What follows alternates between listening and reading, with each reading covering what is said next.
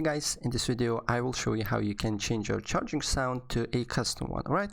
And for that you need to do things. So the first one, you need to have iOS 14 for that, and also the Shortcuts app. And if you don't have Shortcuts app, just download it on App Store, and when you have it, just tap it and then click on automation that is on the bottom, and then press create personal automation, and then scroll down until you see charger. So press on that and then connect and then press if you basically plug in the charger, the custom sound will appear, or if when you disconnect. So choose whatever you want and then press next, and then press add action, and then on search tab just write speak.